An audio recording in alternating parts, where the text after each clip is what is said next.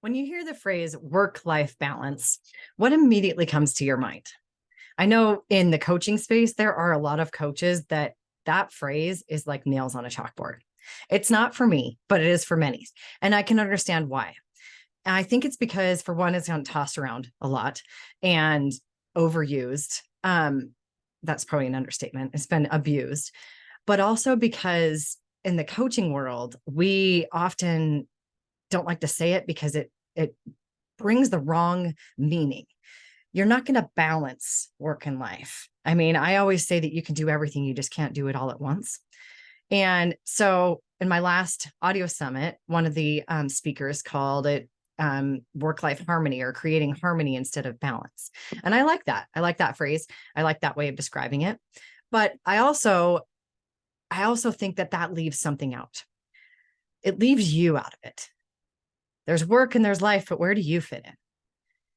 I think that kind of matters. I think you matter.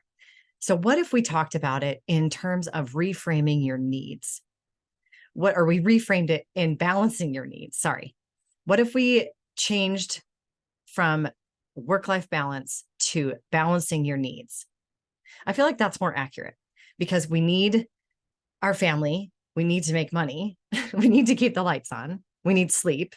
We need exercise. We need food, right? We need all these things. So how do you balance your needs? How do you find a way to not sacrifice your health and happiness? Find a way to prioritize yourself, achieve success, achieve fulfillment, and not feel like you're run down. So let's reframe that conversation. Let's talk about the whole burnout thing. Work-life balance, everyone's just striving for it, right? But it creates burnout because we're running ourselves in the ground, trying to be perfect, practically perfect in every way and do all the things. What if instead you focused on what you need and what's most important and how to put those puzzle pieces in the right order to make sure that at the end of the day, everything has been checked. Every box has been checked. Every need has been met.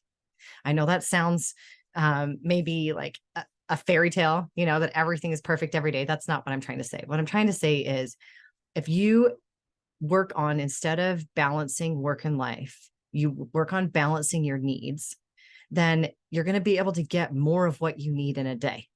For example, if you're feeling exhausted, you're not feeling super social, maybe that day your needs are, you need to sit and read a book, or you need to sleep a little bit longer. Or if you're feeling like you need social, you need people, you need adult conversation, then maybe your needs and your focus for that day is getting out, having conversations, going to different events, whatever. So paying attention to what your needs are versus what I guess is being demanded of you. We all know that self-care is important. We all know that it's not a luxury. I've said it 1,000 times, but I don't think when you think about your needs, you consider that self-care. I think that when we think of self-care, we think of bubble baths and pedicures and that sort of thing. But sleep is self-care.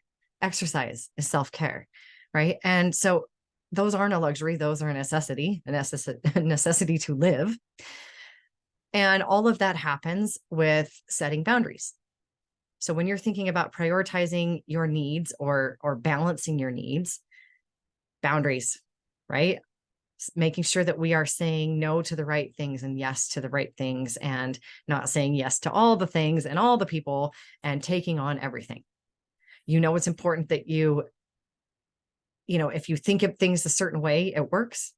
If you think about it, I'm like, oh, I have to do all these things. I have to, you instantly don't want to, right? But if you say, I get to, then you get excited, right? So I get to sleep 7 hours tonight. I get to go to the gym. I get to make a healthy meal, or I get to take myself out for a nice dinner.